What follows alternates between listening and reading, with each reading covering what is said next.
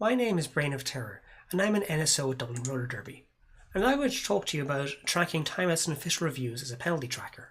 Now, it is the job of the inside whiteboard to usually track this information. However, if you don't have an inside whiteboard, then someone else has to track the number of team timeouts and official reviews that the teams have, and that's usually going to be you as the penalty tracker. So, there's no standard ways to do this, but the way I personally do it is I write down 3 T's for the 3 potential timeouts in a game and 2 O's for the 2 potential official reviews in a period, and I put that then above each team.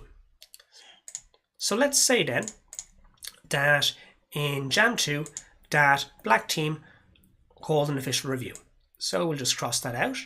So that's now noted down. I also find it useful to then just make a small note that there was an official review there.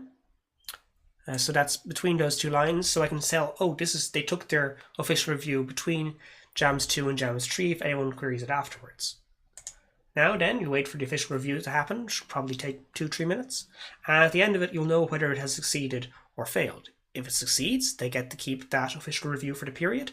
If it fails, well, they don't get a chance, and you'd also cross out the second official review. Another thing to consider is if there is no inside whiteboard, then the skaters and the bench coaches can't look at it in order to see how many penalties they currently have. So they may come up and ask you as the penalty tracker for this information. You should, as far as is practical, accommodate them and help them out. So if a skater asks how many penalties they have, you should tell them. If the bench coach who's doing stats wants to have a look at your paperwork, you should just show it to them.